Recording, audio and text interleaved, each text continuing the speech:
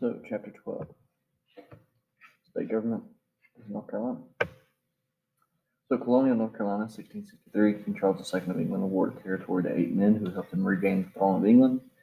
The land is named Carolina in honor of Charles because Carolina is the Latin version of Charles. This is what the charter looked like. The earliest days of the colonies demanded their rights as Englishmen. One of these rights guaranteed representative government. Only the assembly should pass laws for the colony. Only the assembly could levy taxes. These rights were listed in the charter in 1663 that established the colony. Here's what the original charter looked like, went all the way from Georgia up to Virginia, and then later on it ends up getting split because originally the Carolinas were both North and South Carolina. In 1729 they end up splitting, and that's where we get that. And if you notice also, you used to cover most of Tennessee. That part ends up getting taken care of at a later date. So, legislature. First 30 years, North Carolina was unicameral, meaning that it only had one house of legislature. By 1697, North Carolina became bicameral, which we know that means two houses. So they had an upper house and a lower house. The upper house were the royal governor and the governor's council. The lower house was the House of Burgesses, which was made up of representatives elected by the voters. Power of the purse laid with the lower house meant only the house could raise money to pay the governor. Going toward independence, French and Indian War was fought between England and France. English won. English Parliament levied taxes to pay for the troops. And the colonists were not happy about this, and this leads to the American Revolution. So we are the first in freedom.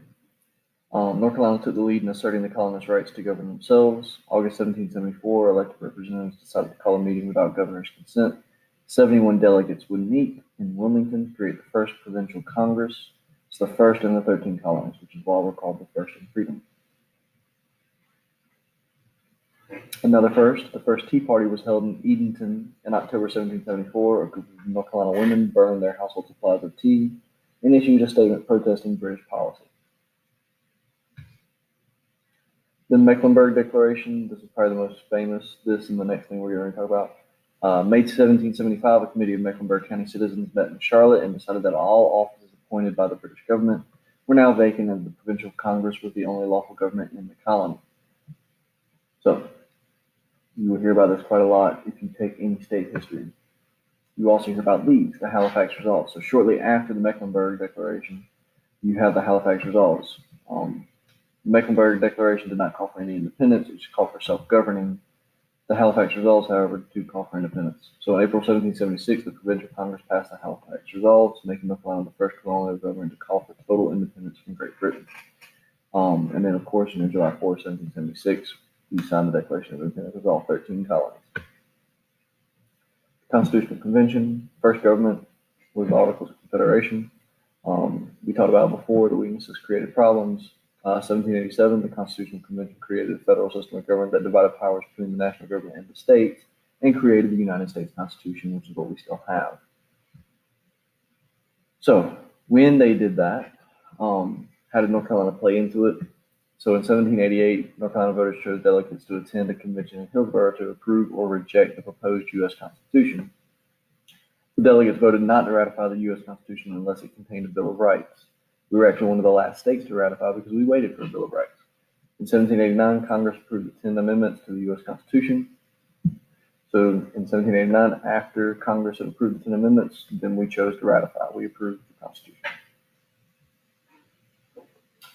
The Constitution of North Carolina. North Carolina has had 3 constitutions. The first one was in 1776 after the American colony declared their independence from Great Britain. The current Constitution was ratified in 1971. North Carolina Constitution is similar to the U.S. Constitution.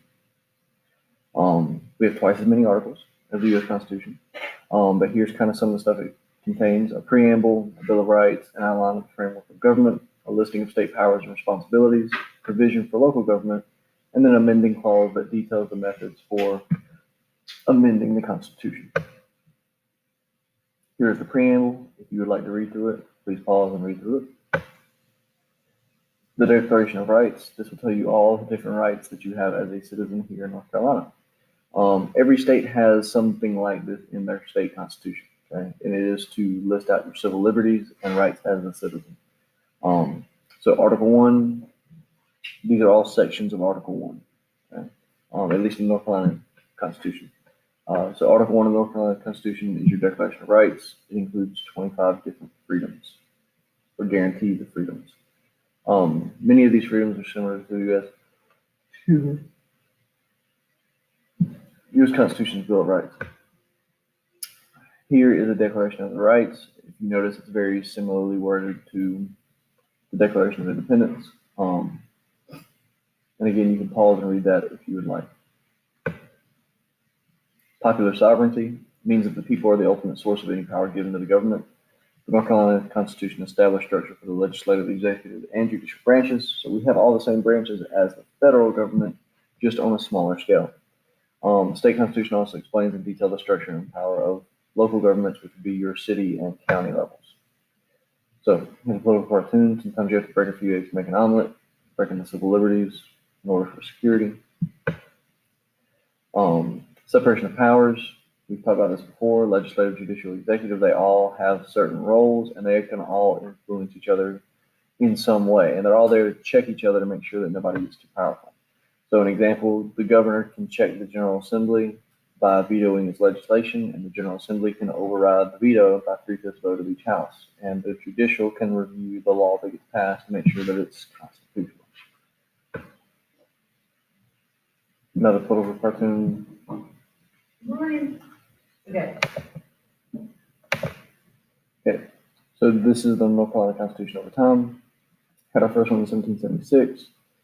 Okay, had our second one in 1868 after the Civil War, because it was a requirement of all southern states to create a new constitution after the Civil War. So that way there were certain things that had to be included, such as slavery was abolished.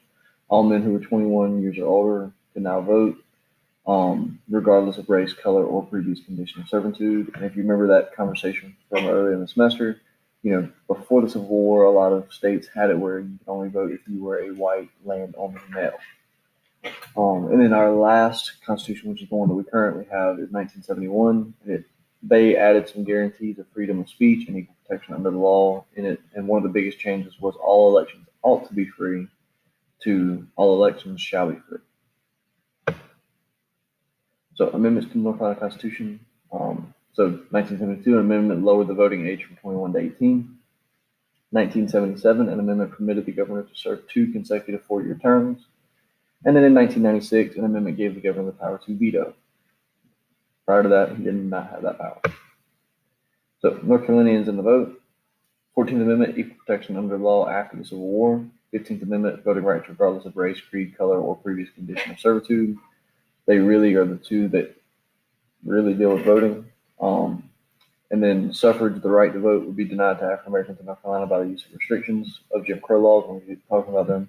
And if you remember from the previous slide about all elections ought to be free to all elections shall be free, you remember there are poll taxes. That was something that was used in order to keep people who were lower income from coming to vote. Eligibility to vote in North Carolina. You have to be a citizen of the U.S. You have to at least be 18 years old, lived in a voting precinct for 30 days, registered to vote, and not be serving a sentence for conviction as a felon. So the Civil Rights Movement, we talked about Jim Crow laws. If you remember from earlier, you know what they are. They wanted to keep racial segregation, which was established in 1896 by Plessy v. Ferguson. If you remember that Supreme Court case, it ruled that separate but equal was constitutional. Okay. Then if you remember, in 1954, Brown v. Board overturns Plessy v. Ferguson and states that separate but equal is not constitutional, and it violates the 14th Amendment. So, some history in North Carolina. Gillespie Elementary School in Greensboro, North Carolina became one of the first schools to desegregate in North Carolina, and that was in 1957. So only 3 years after they made the ruling on Brown v. Board. Then you had Swan versus Charlotte Mecklenburg Board of Education. In 1971, the U.S. Supreme Court ruled that busing students and reorganizing school boundaries are legal methods to obtain desegregated public school systems, especially in places like Charlotte, where you have to have like pockets of people that might be living together. So in order to desegregate, you may have to bus them to different schools. The sit-in movement in 1964, African-American freshmen from NC Agricultural and Technical College, if you do not know what that is, that's NC A&T, sat down at a segregated lunch counter at a Woolworth store in Greensboro. Sit-ins and boycotts of businesses began a new mass movement method for civil rights and spread to other states. So here's a picture of some of those boys. And then, last thing you may not know this, Jesse Jackson, he's a Greenville native. He started his career as a student leader at NCA&T.